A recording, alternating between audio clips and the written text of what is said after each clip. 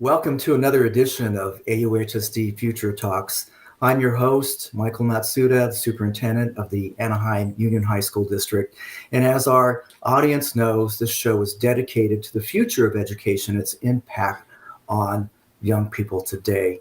So we've been so blessed to have amazing people in education, inside and outside of education, both from the teacher and educational leaders up to higher ed and deans and presidents of college universities, to folks that are really impacting our world from an international perspective. And today we are so lucky to have Stephen Ibaraki, who, when you visit his website, Ibaraki, you will find just an amazing person who's had quite a lived experience, and not just entrepreneurship, investing, but also as a futurist. Stephen, welcome to our show.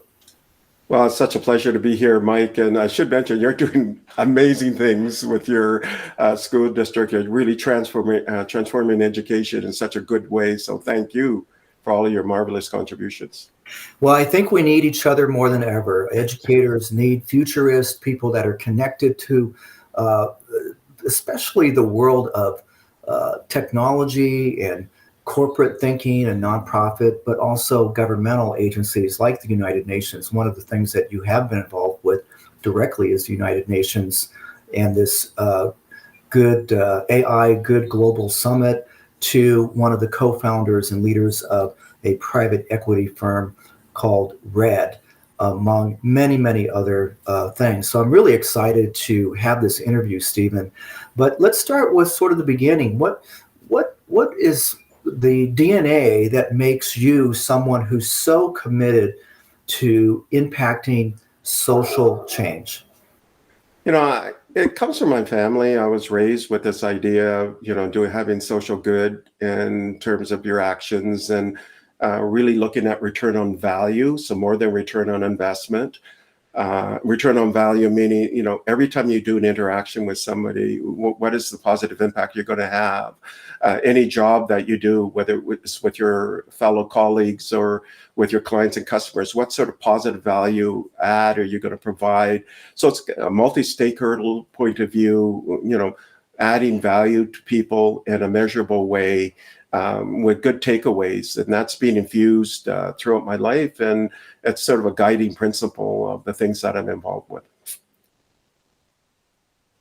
You're someone who has this pulse on sort of international, national, being based in Canada, and local, working with folks with boots on the ground.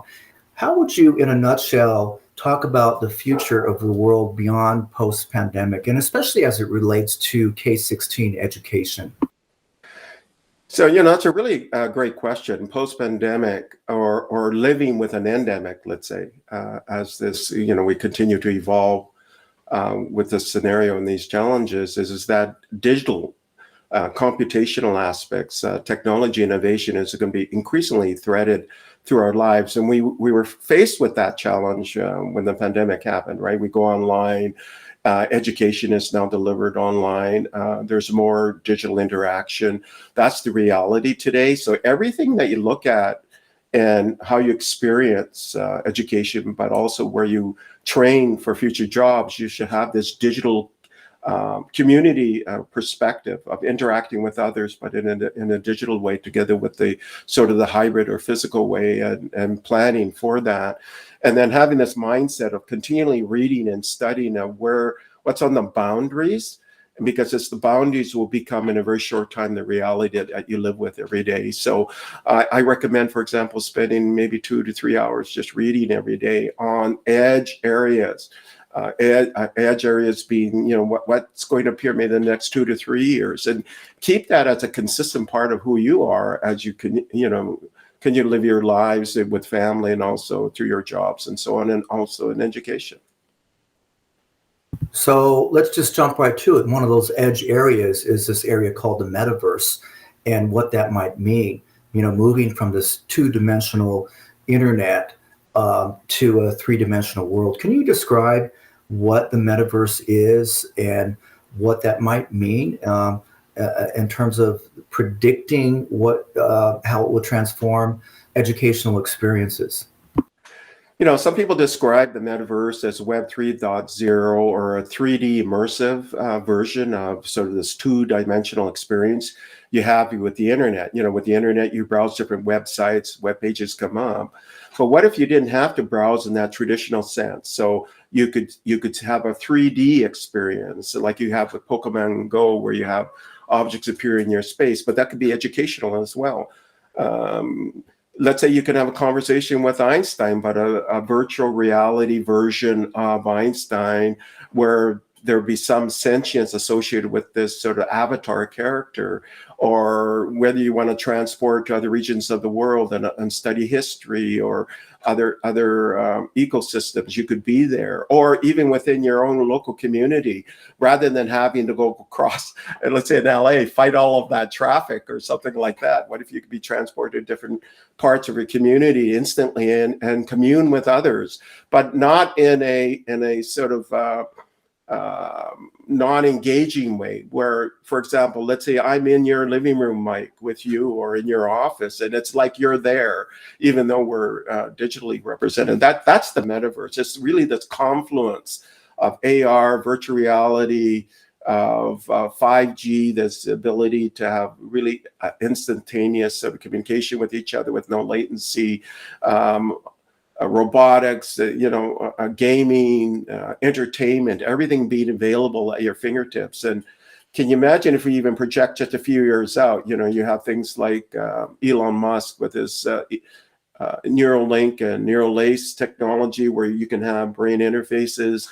So imagine, Mike, where you and I could communicate with each other, but we don't need to have augmented reality glasses or a phone device. We could just sort of present to each other like in the Matrix kind of a scenario in the movie. That those things are within the near-term possibilities now, and that's really what the metaverse is. But I read somewhere that it's really developing in a non-linear way, because people like myself, or lay people, they think of this metaverse as some magical place that's just going to appear one day, whereas it's really moving on multiple fronts, and there are multiple iterations of what the metaverse is or might be. Yes, precisely. So what you're indicating is that the metaverse is a whole continuing evolution of the digital experience, but one that's more immersive. So initially, the metaverse will be done through your phone, or it could be done through maybe new kinds of glasses, or Apple's going to release a new sort of headset this year, or existing headsets. Those are different iterations of how you could access the metaverse. And then in the future, it could be some kind of pod you sit in, or in your autonomous vehicle, where you have panels, and your world is really transformed as you're driving, but you don't really have to drive. Your car is self-driving, and you could be, you'd be looking at the Sahara, or you could be in the Bahamas somewhere. You could be visiting some other region of the planet while you're in your vehicle. I mean, these are all iterations of where it's going to be heading to the more further term, which would be then a instantaneous sort of brain interface. But those already exist today, maybe in startups and in labs, but as they mature, become more commonplace.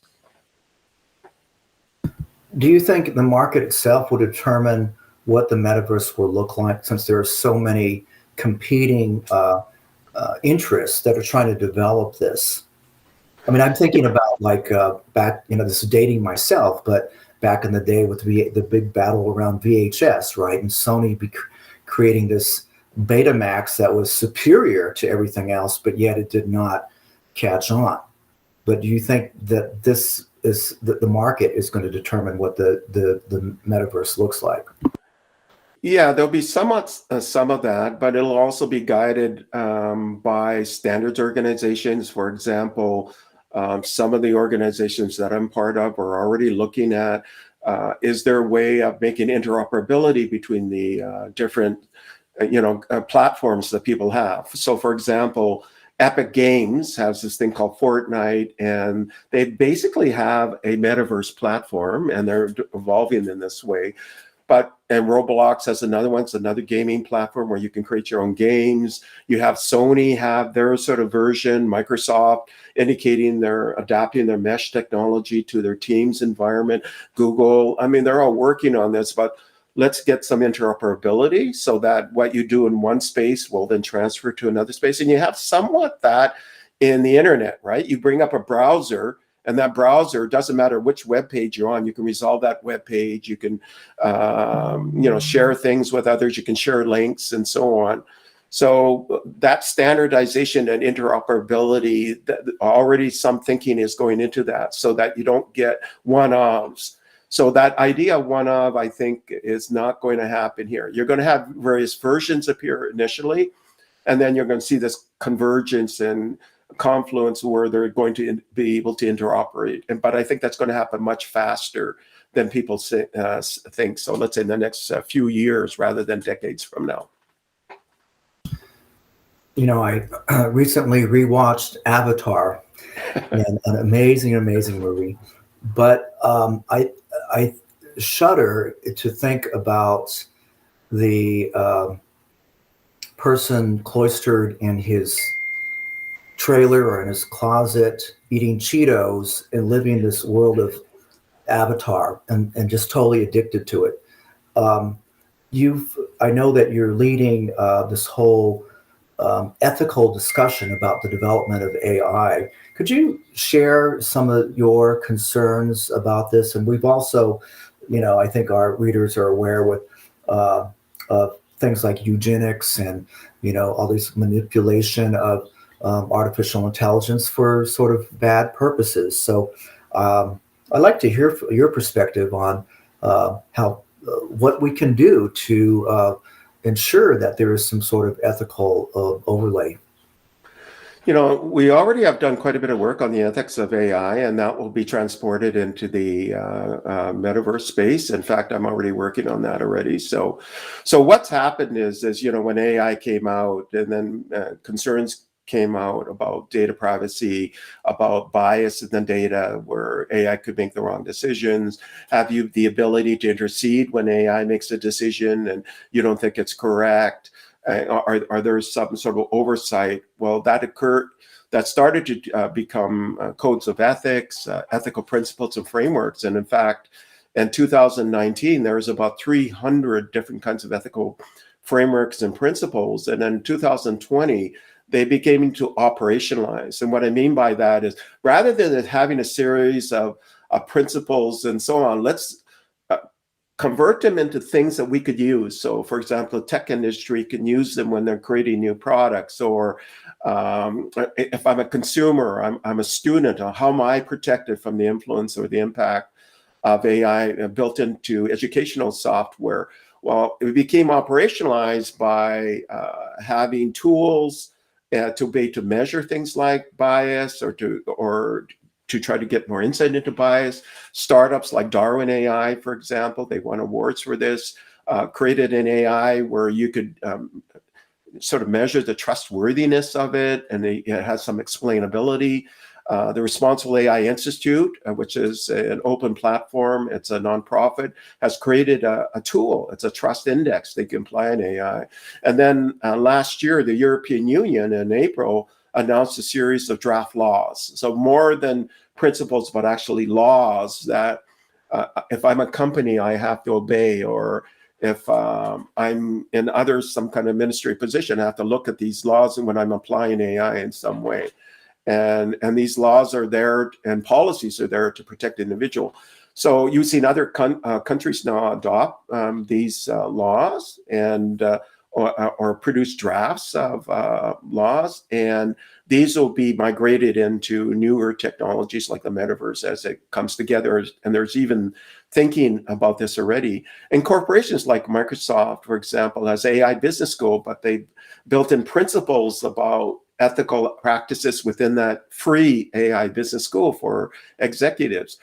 And you're seeing that now with like Computer Science Teachers Association. They have a program where on AI, but they're looking at the ethical aspects of it. You're looking at the CLA, which is the CEO Leadership Alliance out of Orange County.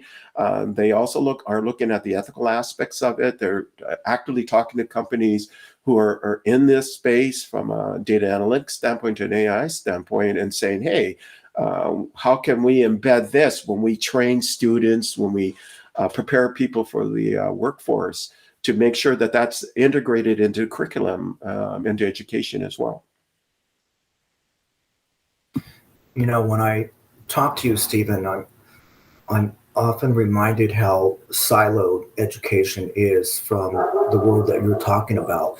What advice would you give to educational leaders about how to begin this process of transforming and aligning to this fast-paced world that you're talking about? You know, I think all educators, in fact, everybody really should dedicate a bit of their time to joining nonprofits.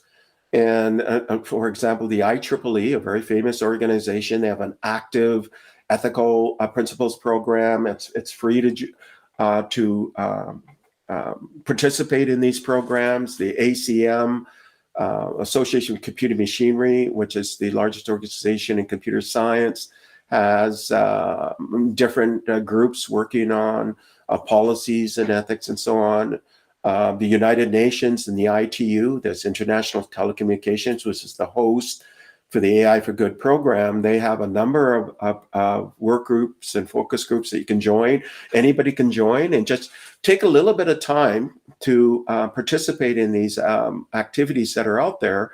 Don't cost anything, and yet you get to share ideas with other people around the world, and you get to produce active product or take that information and be able to impact legislation, for example, that's upcoming in these different areas. The Computer Science Teachers Association, if you're an educator in the K-12 space, it's an organization, it's the largest in the world, and they would have a number of working groups working on different aspects like curriculum and so on, and also the application technology. So it's just a matter of reaching out, joining some of these organizations and taking a little bit of your time to participate, but also reading outside of your normal sort of educational space, and to just go into any browser, look up ethics and AI, and you'll find a lot of material, or any other area that you think should be of interest, right? So. You know, would you say that there needs to be a sense of urgency in terms of what you know about with K-12, even K-16 education, that it's not really moving very quickly? You know, when I talk to maybe fellow superintendents, this is not what they're talking about. They're not talking about this alignment to the future world of work. They're more, aside from fighting COVID, it's more about the standardized tests and all the metrics that schools need to be accountable for. Up until recently, that many universities were focused more on SAT as an entrance level benchmark. What are your, I mean, again, as an international futurist, what would you tell teachers and superintendents and educators? You know, superintendents and educators definitely have to look at where jobs are going, and keep in mind that innovation is accelerating. So I sort of use this metaphor of a pond, and imagine if you had a flower growing on that pond, it was doubling every day. So it went from 1 flower to 2, 4, 8, 16, 30. You wouldn't notice it, but when the pond is a quarter full, the next day it doubles, and it's a half full, the next day it's full.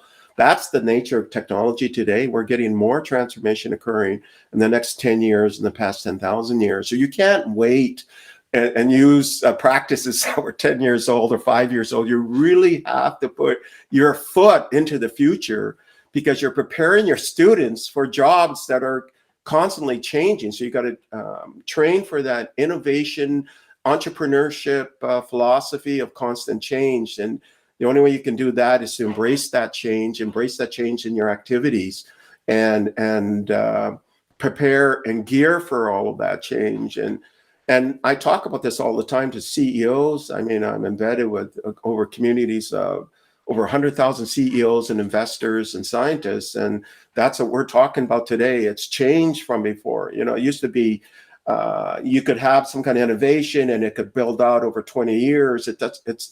You get innovation happening every day, every minute, every hour, and you have to do everything you can to prepare yourself and your students for this future outcome. So testing is not the way to do it. The way to do it is to have your foot in the future and then embrace things like entrepreneurship and communication and innovative thinking and creativity and those kinds of things that are make the best preparation for the educational community. Also partnering with things like corporations, partnering with local government, partnering with nonprofits, and having your own entrepreneurship programs, having your own communication programs, adopting some of the models that are really existing out there already. For example, you can embrace things like what we're doing here today, you know, having conversations and then sharing those conversations because the technology is there, and not use those practices that are 50 years old and 100 years old. That's not going to work in the future, for sure.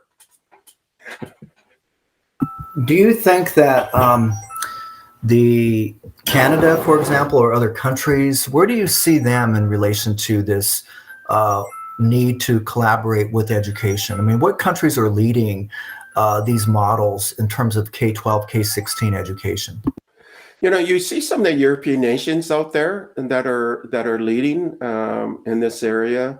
So, like in Northern Europe, if you look at the countries that lead in math and science and so on, it's readily available on the internet, right? Just do a search under Google or Bing or something like that, and you'll see these innovative companies, some in Southeast Asia, but also in Northern Europe. I think those are some of the models, educational models that are useful. But why look at them? Why not look at innovation centers within your local community or within your country? So the United States is vast, and there's centers of excellence in education. So look at those models, study them, take the time.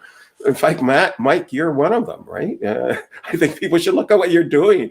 I mean, I've looked at what you're doing, and it's everything you should be doing, right, to prepare students for the future. And the people who are educating the math, students for the future, those are the things you should be adopting and embracing and putting into best practice. So.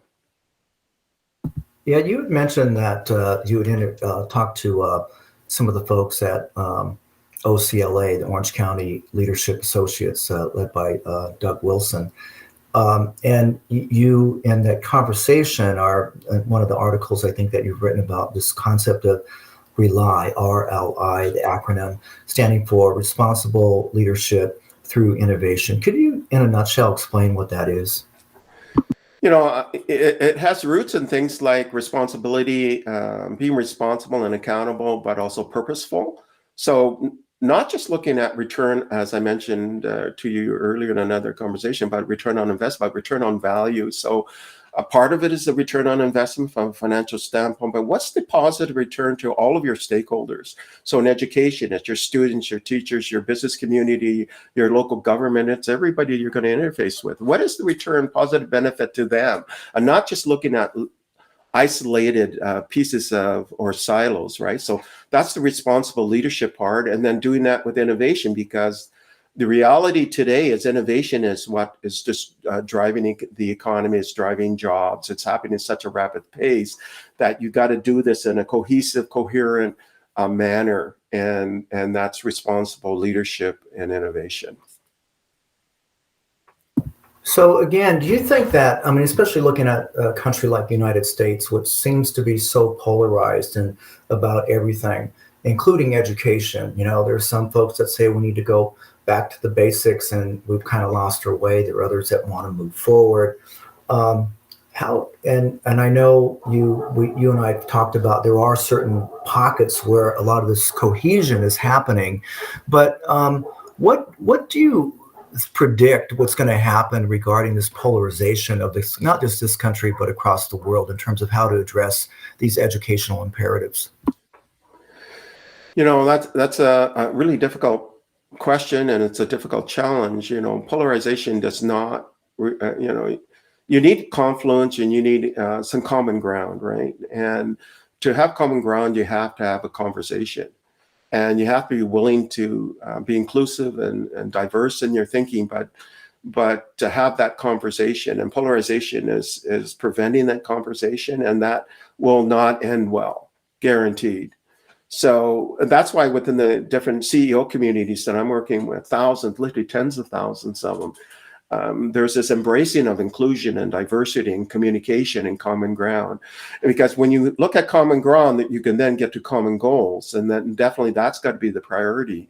And then the common goals from your local system to the bigger, larger ecosystem to the entire system. You just expand from there. Do with things that you can act with in the locale that you are, and then expand from there. So communication is and respect is a big part of that. And how do you drive that? That's a hard conversation, right? Yeah, that's the big question. But certainly, Stephen, what you're doing is creating these huge opportunities for diverse folks to communicate. I'm just so blown away by all the interviews you've done and these types of conversations across the world and across different disciplines. In the few minutes that we have left, what advice would you give to our young people? We have about 29,000 young people, grades 7 through 12, and they're all concerned about the future and access to meaningful jobs and what education means for them. I get asked this quite a bit because I'm an investor and also I'm an entrepreneur. And I think the thing is to embrace change in a positive way. So look at change as an opportunity for growth, and to always try to sit into this sort of boundary of stretch goals. So if you're comfortable and you're in a comfort space, try to push those boundaries in a positive way, to engage, to grow, to learn new skills, to engage new communities, and think in a diverse way, ask lots of questions, form relationships, deep relationships with diverse groups as well, because you can learn so much from them. If you embrace change and you embrace stretch goals, sitting at the boundaries, and then you'll always grow, and you'll ultimately always succeed, right? And this aspect of persistence and hard work and care and respect for others. If you have these basic principles, then you will do well for yourself. So, and we've done well for our community, Stephen, through interviews and access to people with your expertise. And we thank you for your time today, and we look forward to hearing from you in the future. So once again, audience, if you want to learn more about Stephen Ibaraki, Ibaraki, is there a website then that we can learn more from you? Probably the easiest thing is just put my name into the browser. A million things will come up, folks. So again, on behalf of our 29,000 students, our 3,000 staff members and teachers, and all of our parents and community, thank you so much, Stephen, for your time today. Well, thank you, Mike, and it's such a pleasure to be here. And I say follow what you're doing in your community. So.